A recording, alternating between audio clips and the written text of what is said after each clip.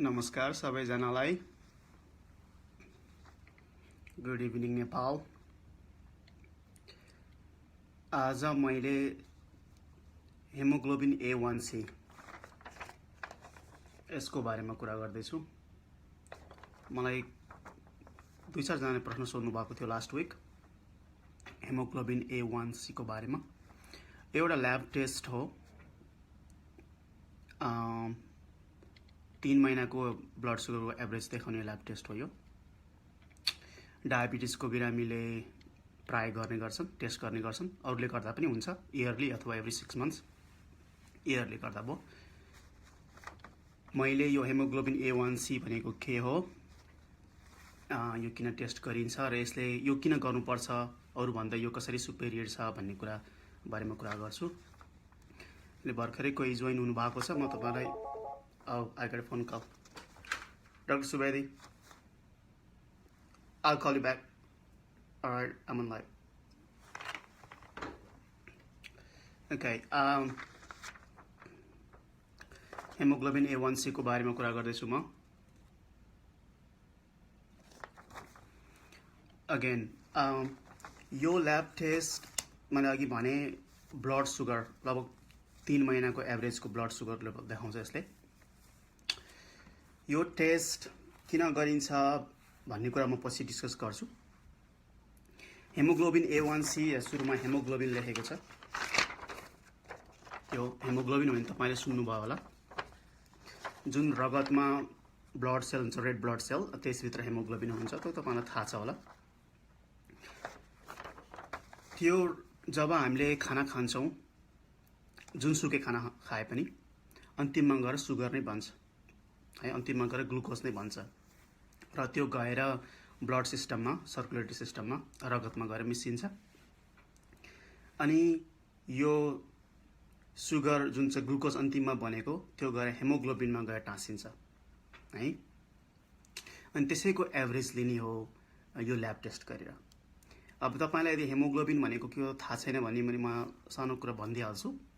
हेमोग्लोबिनको काम के हुन्छ भन्दा जब हामीले सास फेर्छौं अनि त्यो फोक्सोमा जान्छ, त्यो फोक्सोबाट चाहिँ रगत सिस्टम, ब्लड सिस्टममा गइसकेपछि त्यो हेमोग्लोबिनले अक्सिजन लिएर शरीरभरि अक्सिजन सप्लाई गर्ने काम गर्छ, ट्रान्सफर गर्ने काम गर्छ।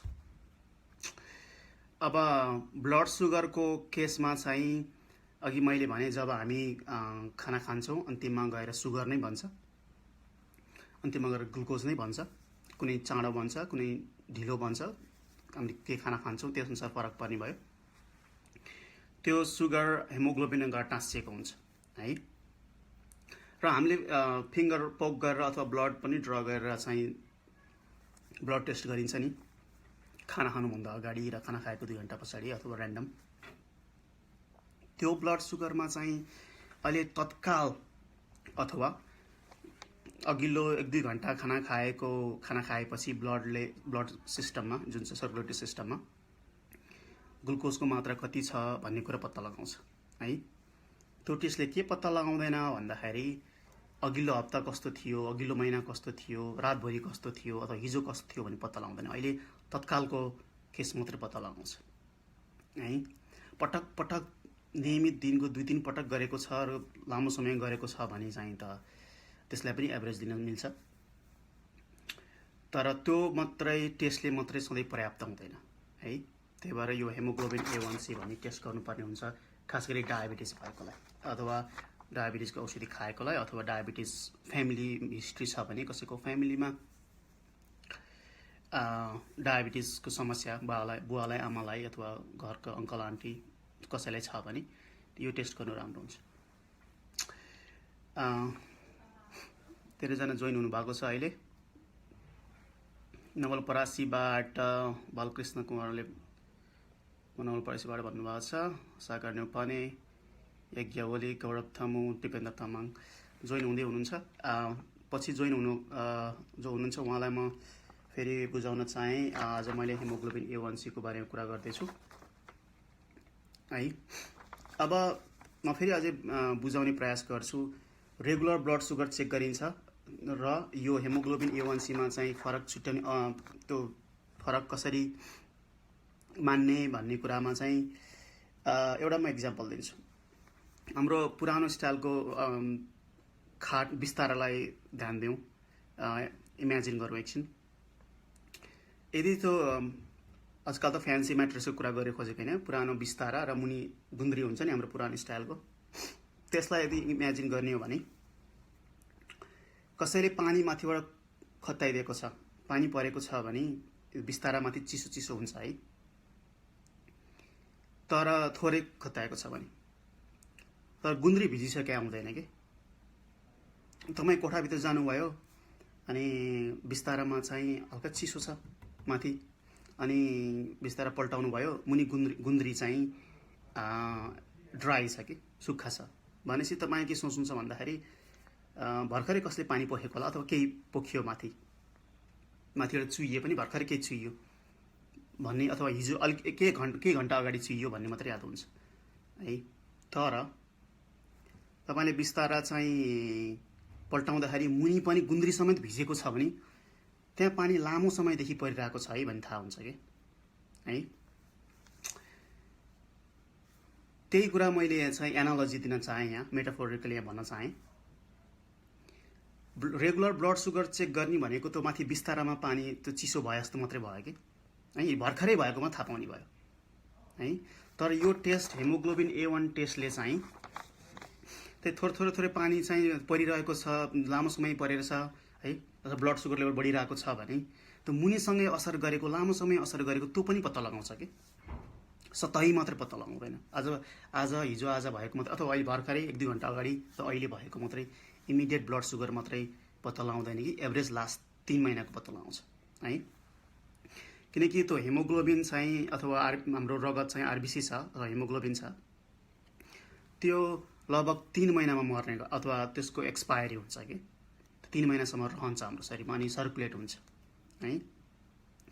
हामीले खाना खायो अनि सबै कुरा सुगरमा परिवर्तन भयो, त्यो सुगर गएर हेमोग्लोबिनमा एट्याच भयो है, क्रसलिङ भयो, हामीले ग्लाइकेसन भएको भन्छौँ, ग्लाइकेटेड हेमोग्लोबिन भएको भन्छौँ। अनि त्यसरी त्यो खाना खायो अनि त्यो सुगर गयो, त्यो हेमोग्लोबिनमा एट्याच भयो, क्रसलिङ भयो, त्यसरी चाहिँ एकुमुलेट हुन्छ यो अघिल्लो 3 महिनासम्म है। 3 महिनापछि त हेमोग्लोबिनको डेथ नै हुन्छ नि, आरबिसी चाहिँ रिसाइकल हुन्छ शरीरमा। त्यसरी चाहिँ 3 महिनामा त्यसको एक्सपायर हुने हुनाले 3 महिना, लास्ट 3 महिनाको ब्लड सुगर के छ त भन्ने कुरा त्यो हेमोग्लोबिनको ग्लुकोजको अनुसार आधारमा हिसाब गर्न सकिने भयो कि, एभरेज लास्ट 3 मन्थ्स है।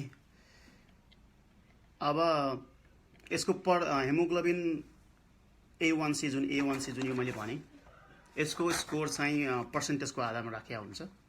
अनि रेगुलर ब्लड टेस्टको तपाईँलाई थाहा छ त्यो हुन्छ नि 90, 100, 110 बढेर 300, 400, 500, 600, 700 पनि पुग्न सक्छ। यो चाहिँ प्रतिशतको आधारमा हुन्छ है। लगभग यदि तपाईँको ब्लड सुगर 100 छ भने यसको प्रतिशत चाहिँ 5.1 हुन्छ, अराउन्ड 5.1 हुन्छ। अनि यदि ब्लड सुगर 120 छ भने यसको प्रतिशत चाहिँ 5.8 हुन्छ है।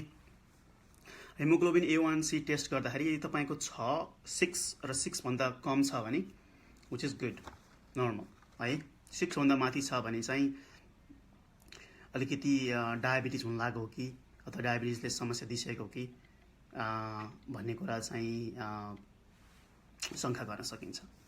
र अर्को कुरा चाहिँ रेगुलर ब्लड सुगर छ नि, त्यो रेगुलर ब्लड सुगर कहिलेकाहीँ शरीरभित्र इन्फेक्सन हुँदाखेरि कि हामीलाई बाहिर केही चाहिँ त्यस्तो महसुस भएको छैन, बिरामी भएको महसुस भएको छैन, तर भित्र चाहिँ शरीरले फाइट गरिरहेको हुन्छ, कहिले इन्फेक्सन भएर शरीरले आफै हिल गर्न खोजेको हुन्छ, अथवा अरू धेरै कारणले चाहिँ भित्र इन्फेक्सन भएको बेलामा अथवा शरीरले ओभर काम गर्न परेको बेलामा पनि ब्लड सुगर बढ्छ है। त्यस्तो बेलामा झ्याप्प ब्लड सुगर चेक गरियो भने ब्लड सुगर सधैँ बढेको हुन्छ, हो मलाई त डायबिटिज भयो कि भनेर शङ्का, डर लाग्न सक्छ।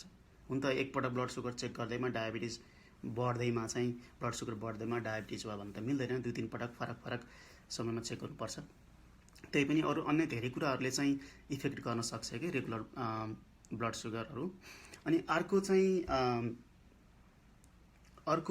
यो हेमोग्लोबिन A1C चेक गर्नुको हामीले चाहिँ अर्को कारण पनि चेक गरिन्छ एज अ प्रोभाइडर। कोही कस्ता हुन्छन् बिरामी भने मैले सबैलाई भन्न खोजेँ होइन, कोही कस्ता हुन्छन् भने जस्तै 3 महिनामा 6 महिनामा बिरामी बोलाइयो होइन, औषधि डायबिटिजको औषधि दिएर पठाएको छ, अनि ब्लड सुगर पनि चेक गर है, ब्लड सुगर चेक गर्ने मेसिन पनि हुन्छ, अनि औषधि खाऊ, रेगुलरमा खाऊ, अनि डाइट कन्ट्रोल गर, एक्सर्साइज गर भनेर पठायो। उनीहरू गर्दैनन् है, अब सबै हुन्छ, अब उनीहरू झ्याउ मान्छन्, औषधि खाना नै बिर्सिने अथवा नखाइदिने, अनि जथाभावी उतै खाना खाइदिने। तर अन्तिममा जब डक्टरको भिजिट हुन्छ नि, लास्टको 5-7 दिन बाँकी छ नि, त्यो बेलामा साइकोलोजिकली उनीहरू चाहिँ तयार हुन्छन् कि अथवा ब्लड सुगर चेक गर्छन् उहाँ गएपछि भनेर पनि होला होइन, उनीहरू एकदमै चाहिँ डाइट अब चाहिँ राम्रो डाइट गर्न खोज्ने है। बेलुका एउटा रोटी नेपालमा भएको भए, यहाँ त अब फरक पनि भयो, एउटा 2टा मात्रै रोटी खाएर चाहिँ राति तरकारी मात्रै खाएर सुत्ने, एकदमै राम्रो डाइट गर्ने 5-7 दिन अगाडि, औषधि पनि नियमित खाने। अनि उनीहरू डक्टरकोमा गयो भने ब्लड सुगर चेक गर्दाखेरि त नर्मल हुने भयो है, औषधि पनि टाइममा खाएको छ नि त, लास्ट 5-7 दिन औषधि पनि टाइममा खाएको छ, डाइट पनि गरेको छ, उस्तै पऱ्यो एक्सर्साइज पनि गरेको होला। मान्छे डक्टर भिजिटकोमा गयो, ब्लड सुगर पनि राम्रो छ है, औषधि पनि खाएको छ, तर चाहिँ उसले गएको 5-6 महिना चाहिँ राम्रो के हुन्छ नि, अब औषधि पनि टाइममा खाएको छैन, खाना पनि जे पायो खाएको छ, एक्सर्साइज पनि गरेको छैन। अब अघिल्लो 5-6 दिन अथवा 10 दिन चाहिँ मात्र राम्रो गरेको छ, अनि blood sugar regular blood sugar हुन्छ चेक गर्छौँ नि, त्यो त भर्खरै त्यही दिन भएको मात्रै पत्ता लाग्ने भयो, लास्ट 2-3 महिना अगाडिको त पत्ता लाग्दैन है। त्यस्तो बेलामा पनि त्यो चोरी पक्राउनलाई चाहिँ, त्यो ढाँटेको हो कि पक्राउनलाई चाहिँ प्रोभाइडरले तपाईँको डक्टरले चाहिँ यो टेस्ट गर्न सक्छन्, विच इज मोर रिलायबल, किनकि यसले त लास्ट 3 महिनाको एभरेजमा 3 महिनाको ब्लड सुगर पत्ता लगाउने भयो है। तपाईँको आजको चाहिँ ब्लड सुगर चाहिँ नर्मल छ है, तर चाहिँ रेगुलर होइन, अब मानौ 105 110 छ है, तर यो गर्दाखेरि चाहिँ 7.5 अथवा उस्तै परि 8 छ भने चाहिँ त्यो व्यक्तिले पहिला लामो समयसम्म राम्रोसँग औषधि खाएन, राम्रोसँग एक्सर्साइज गरेन, वा औषधि पुगेन, पहिला औषधिको डोज नपुग्न सक्छ, सधैँ बिरामीलाई गाली गरेर पनि भएन, औषधिको डोज नपुग्न सक्छ। त्यस्तो औषधि डोज नपुगेको भए त अहिले पनि त ब्लड सुगर बढ्नु पर्थ्यो होइन। त्यो कुरा पत्ता लगाउन पनि यो टेस्ट गर्नु जरुरी छ कि। धेरै रिसर्चहरूले पनि के देखाएको छ भन्दा यो हेमोग्लोबिन A1C को 1% मात्रै घटाउन सकियो भने है, यो त एभ्री 3 महिनाको एभरेजको टेस्ट हो यो, 1% मात्र घटाउन सक्यो भने त्यो ब्लड सुगर बढेर चाहिँ शरीरमा चाहिँ हामीले रेटिनोप्याथी भन्छौँ, जुन चाहिँ आँखाको पछाडि टिस्यु हुन्छ, जुन रेटिना हुन्छ, त्यसमा ड्यामेज हुन लागेको स्थितिहरू जो भयो भने चाहिँ हेर्दाखेरि अगाडि हेर्दा फ्लोटर भए जस्तो आँखा धमिलो हुने, उस्तै पनि अन्धो हुने, त्यस्तो गर्छ कि डायबिटिज, लामो समय डायबिटिज भएको कारणले चाहिँ रगतको नसामा, मसिना रगतका नसामा चाहिँ माइक्रोभास्कुलर जुन चाहिँ कम्प्लिकेसन्स भन्छौँ हामीले, त्यो असर गरेर ड्यामेज गर्छ। अनि त्यो अङ्गहरू जसले ठुल्ठुला ब्लड भेसल, ठुल्ठुला रक्तनलीमा त खासै फरक नपर्ला, हुन त अरू धेरै समस्या हुन्छ लामो समयपछि ब्लड सुगर कन्ट्रोल भएको छैन भने, तर मसिना रगतको नसाहरू जुन आँखामा जाने, हाम्रो आँखा त्यति सानो छ, यसमा जाने रगतको नली कति सानो होला है, मसिनो हुन्छ नि, त्यसमा चाहिँ चाँडो ड्यामेज गर्न सक्छ, अथवा ड्यामेज भएको चाँडै थाहा पाउन सक्छ है। र हेमोग्लोबिन A1C को लेभल चाहिँ 1% मात्रै घटाउन सक्यो भने यसको रिस्क चाहिँ 25% घट्छ।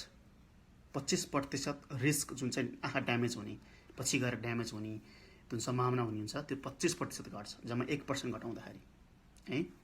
त्यस्तै गरी अब तपाईँलाई थाहा छ होला, डायबिटिज लामो समय भयो भने किडनीमा समस्या हुन्छ होइन, अनि हात खुट्टा पनि झमझम्याउने, जुन नसाहरूमा पनि समस्या दिन्छ। त्यो यो हेमोग्लोबिन A1C 1% घटाउँदा पनि 20 देखि 25% त्यस्ता समस्याहरू कम हुन्छन् है, कम हुन्छन्। त्यही भएर मैले चाहिँ रेगुलर ब्लड सुगर टेस्ट गर्नुपर्छ, सकिन्छ भने एभ्री डे होइन। अझै औषधि 2-3 पटक खानुहुन्छ भने त, अब इन्सुलिन लिनुहुन्छ भने त, इन्जेक्सन लिनुहुन्छ भने त झन् धेरै पटक गर्नुपर्छ। रेगुलर पिलहरू खानुहुन्छ भने डेली गर्नुहोस् ब्लड सुगर। त्यो बाहेक नै चाहिँ यो टेस्ट हेमोग्लोबिन A1C मिल्छ भने एभ्री 3 months, मिल्दैन भने प्रत्येक 6 महिना है, 1 सालको 2 पटक चाहिँ गर्न एकदमै म अनुरोध गर्छु। अलराइट, आज मैले हेमोग्लोबिन A1C टेस्टको बारेमा कुरा गरेँ। यो टेस्टले गएको 3 महिनामा ब्लड सुगर एभरेजमा कति थियो र एभरेजमा क्यालकुलेट हिसाब गर्छ है। That's all I would like to say today. Thank you for watching. See you next time.